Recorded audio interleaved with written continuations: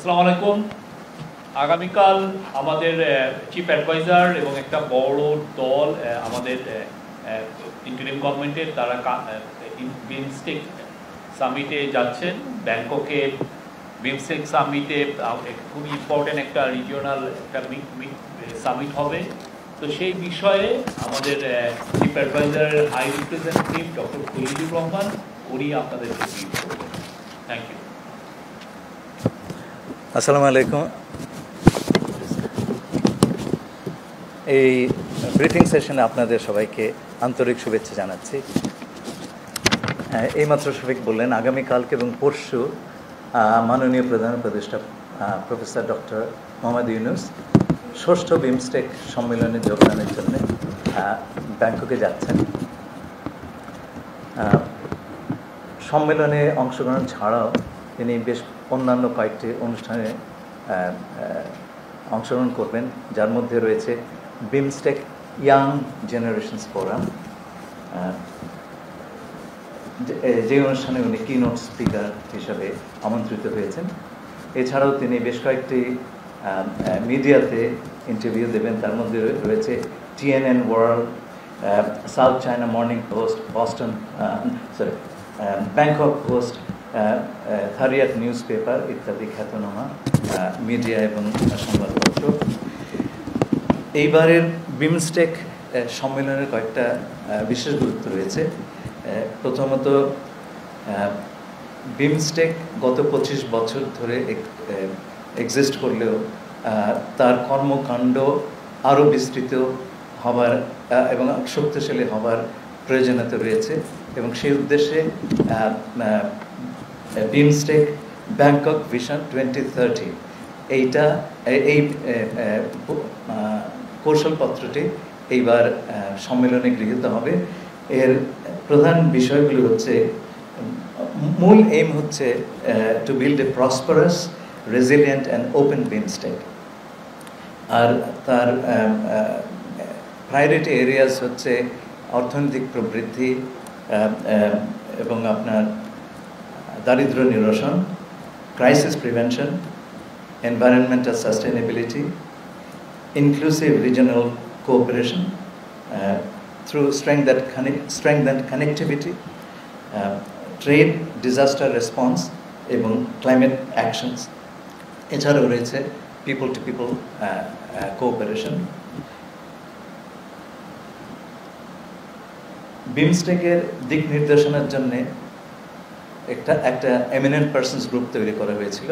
তার রিপোর্টটি এই সম্মেলনে অ্যাডপ্টেড হবে এবং সেখানে 7টি কর্মক্ষেত্র আইডেন্টিফাই করা হয়েছে অ্যাজ ফোকাস এরিয়াস। তার মধ্যে রয়েছে, এগুলো বলা হচ্ছে 7টা pillar: agriculture and food security, connectivity, environment and climate change, people to people contact, science, technology and innovation, security, trade and investment and development. এই সম্মেলনের শেষের দিন একটা গুরুত্বপূর্ণ ঘটনা ঘটবে, তা হচ্ছে আগামী চেয়ারম্যানশিপ অফ বিমস্টেক থাইল্যান্ডের প্রধানমন্ত্রীর হাত থেকে অর্পিত হবে আমাদের মাননীয় প্রধান উপদেষ্টার হাতে, এবং বিমস্টেকের পরিচালনার একটা প্রধান ভূমিকা এই সময় থেকে বাংলাদেশ পালন করে আসবে। এই সম্মেলনকালে মাননীয় প্রধান উপদেষ্টা বিমস্টেকের বিভিন্ন রাষ্ট্রের সরকারের প্রধানদের সঙ্গে আলোচনায় দ্বিপাক্ষিক বৈঠক করবেন। এছাড়াও উনি 2টি অ্যাগ্রিমেন্ট এবং MOU সাইনিংয়ের সময় উপস্থিত থাকবেন। পরশুদিন অর্থাৎ 4 এপ্রিল উনি ঢাকার উদ্দেশ্যে রওনা দেবেন। আপনাদের কোনো প্রশ্ন থাকলে আমি আনন্দ চিত্তে তার উত্তর দেব।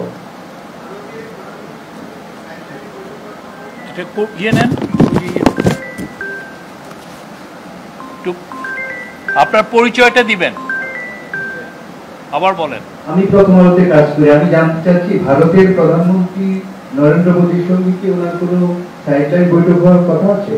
আপনার প্রশ্নের জন্য অত্যন্ত ধন্যবাদ। আমরা এই বৈঠকের জন্য অনুরোধ করেছি সরকারিভাবে। আমরা আমাদের আশা করার সঙ্গত কারণ আছে যে বৈঠকটি হওয়ার যথেষ্ট সম্ভাবনা রয়েছে।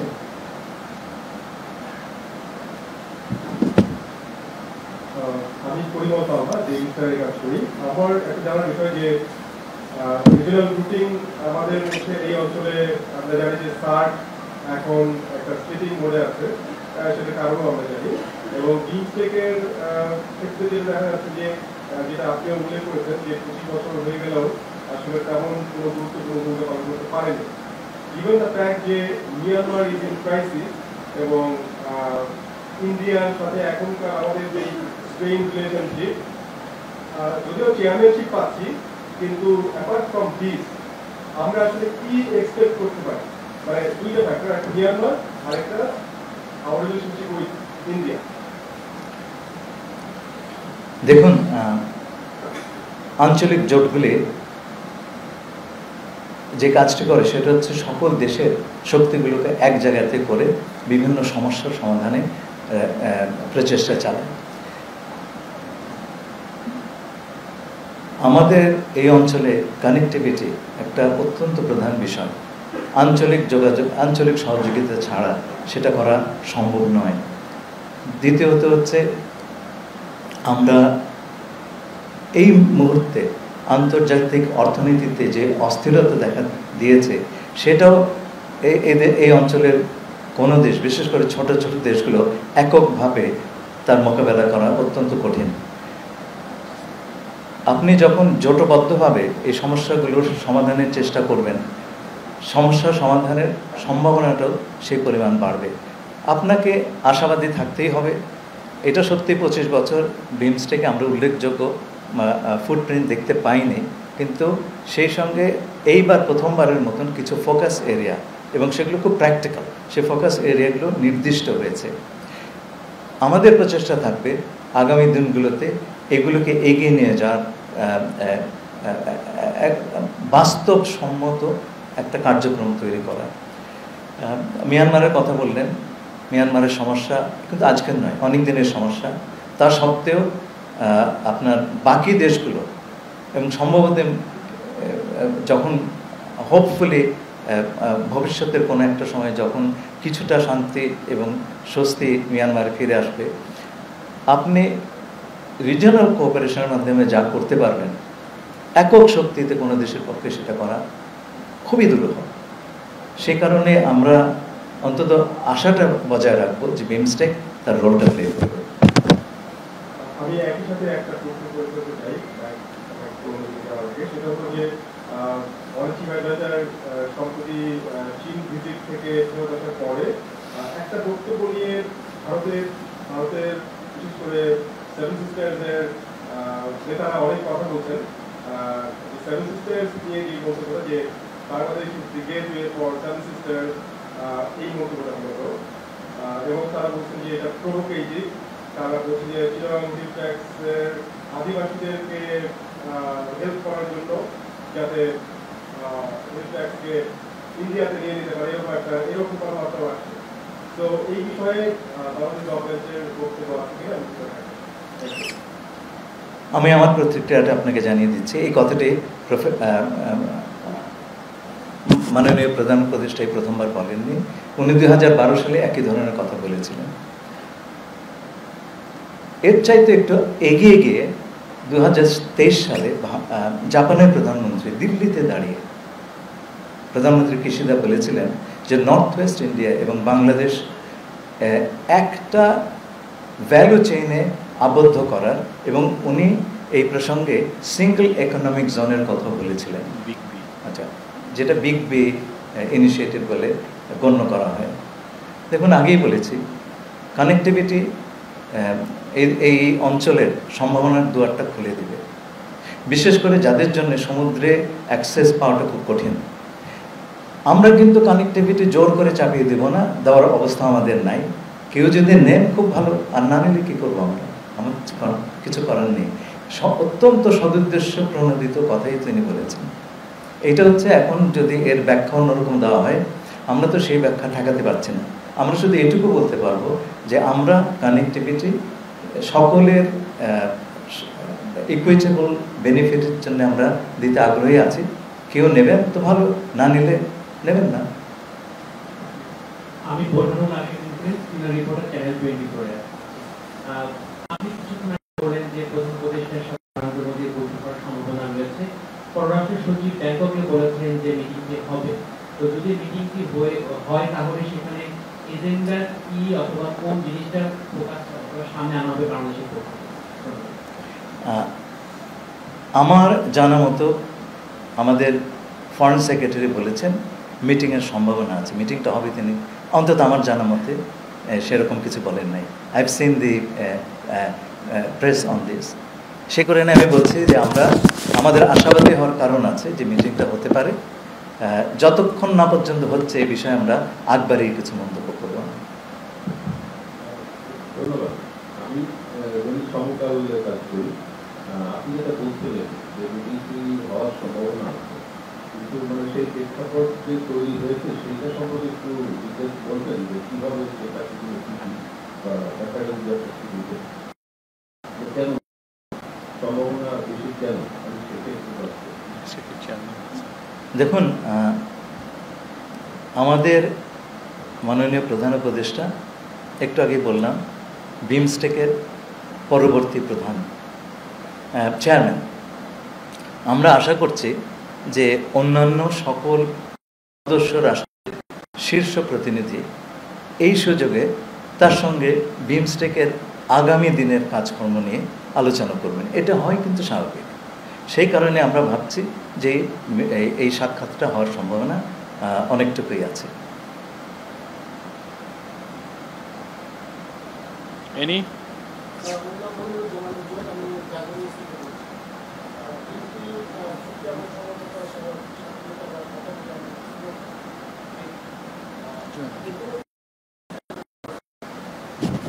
আচ্ছা, একটা বিমস্টেকের একটা অ্যাগ্রিমেন্ট, এটা বিমস্টেকের অ্যাগ্রিমেন্ট হচ্ছে ম্যারিটাইম ট্রান্সপোর্ট কোঅপারেশন, সেটা স্বাক্ষরিত হবে এবং সেই স্বাক্ষর অনুষ্ঠানে আমাদের প্রধান উপদেষ্টা উপস্থিত থাকবেন। সেই সাথে থাইল্যান্ডের সঙ্গে একটা bilateral cooperation on prevention on preventing and fighting against corruption, এটা স্বাক্ষরিত হবে এবং সেই অনুষ্ঠানে আমরা ধারণা করছি থাইল্যান্ডের প্রধানমন্ত্রী এবং আমাদের প্রধান উপদেষ্টা উপস্থিত থাকবেন। ধন্যবাদ।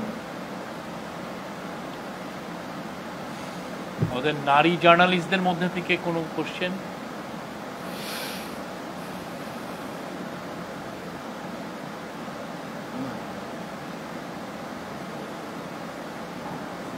আমি আরেকটু সুযোগ নেই।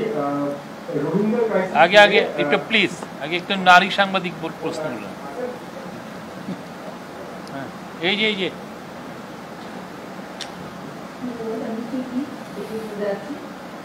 বারবার আমরা বলছিলাম যে ভারতের সাথে যে সম্পর্ক নিয়ে আমাদের বিভিন্ন রকমের কথা হয়, আমরা বারবারই বলছি ভারতের সাথে আমরা ন্যায্যতা, সমতা, ভিত্তিক সম্পর্ক, সে পক্ষ থেকে আমরা এটা পাচ্ছি। বিশেষ করে চীনের সফরের পরে তাদের সাথে আমাদের সম্পর্কের কোনো রকমের কোনো বিভ্রান্ত হয়েছে কিনা, সেই সম্ভাবনা দেখছেন কিনা, আর সামনের যে বৈঠকের সম্ভাবনা দেখছেন সেটাতেও কোনো রকমের কোনো নতুন চিন্তাভাবনা আছে কিনা, যে আমরা কিছু প্রসঙ্গ আনতে পারি, সেটা কিনা ফেরানো, তারপরে হচ্ছে তাদের সাথে আমাদের সম্পর্ক ভিত্তি, অপপ্রচার নিয়ে কথাবার্তা, এসব সূচি আপনাদের আছে কিনা? আমি প্রথম ভাগের উত্তরটা দিচ্ছি। প্রধান উপদেষ্টা চীন সফর করছেন কিংবা ভারতের প্রধানমন্ত্রী নরেন্দ্র মোদীর সাথে তার বৈঠকের সম্ভাবনা আছে, এগুলো কিন্তু জিরো সাম গেম নয় যে এক জায়গাতে গেলে অন্য জায়গাতে আমাদের সম্পর্ক নষ্ট হবে। আমরা সব জায়গাতে গিয়ে আমাদের সুবিধা অনুযায়ী এবং পারস্পরিক সুবিধা অনুযায়ী যতটুকু এগোতে পারি আমরা সেইটার চেষ্টা করব। সেই কারণে আমরা সকল দেশের সঙ্গে সুসম্পর্ক বজায় রাখতে চাই, কাউকে বাদ দিয়ে আমরা এগোতে চাই না। ধন্যবাদ। স্যার, যে প্রশ্ন করতে চেয়েছিলাম আমি যে আপনি রোহিঙ্গা বিষয় এবং দেশ থেকে যাচ্ছেন থাইল্যান্ড, মিয়ানমার, বাংলাদেশ, আমরা সরাসরি দেখছি বিমস্টেকের মাধ্যমে রোহিঙ্গা সমস্যার সমাধানে বাংলাদেশের আহ্বান কি থাকে এবং এখানে আসলে বিশেষ কোনো ধরনের আলোচনা রোহিঙ্গা ক্রাইসিস নিয়ে হবে কিনা? পরিবহন রোহিঙ্গা বিষয় বা এই ধরনের রাজনৈতিক বিষয় আসলে বিমস্টেকের চার্টারে নেই, সুতরাং এগুলো আলাপ করবার পরিসরটা আমরা পাবো না। তাই বলে যে আমরা এই প্রসঙ্গে একেবারেই চুপচাপ থাকবো তা নয়, আমরা চেষ্টা করব যারা বিভিন্ন পক্ষ আছেন তাদের সঙ্গে আলাপ করতে। আমি ইতিমধ্যে সকল পক্ষের সঙ্গে আমার যোগাযোগ রেখেছি। আমি অনেক কিছু এত স্পর্শকাতর, এগুলো হচ্ছে অনেকটা এগশেলের উপর হেঁটে যাওয়ার মতো। সেই কারণে সবসময় আপনাদেরকে সবটা বলতে পারি না, সেজন্য আমি ক্ষমাপ্রার্থী। তবে আমাদের যেখানে আমরা সুযোগ পাবো এই বিষয়টি উত্থাপন এবং এগিয়ে নিয়ে যাওয়া, এটা উত্থাপন এখন বড় বিষয় নয়। আপনারা দেখবেন যখন UNHCR এর হেড এলেন, উনি বললেন যে প্রত্যাবাসনের এর একমাত্র সমাধান। সেই পথ ধরে জাতিসংঘের সেক্রেটারি জেনারেল তিনি একই কথা বললেন। এবং আপনি দেখবেন চীনের সঙ্গে যে যৌথ ঘোষণা এসছে সেখানে এক কথাই আছে, প্রত্যাবাসন। এখন প্রত্যাবাসনটাই এজেন্ডা, সেইটা কীভাবে আমরা এগিয়ে নিয়ে যেতে পারি সেই কথাটাই সবার সঙ্গে হবে।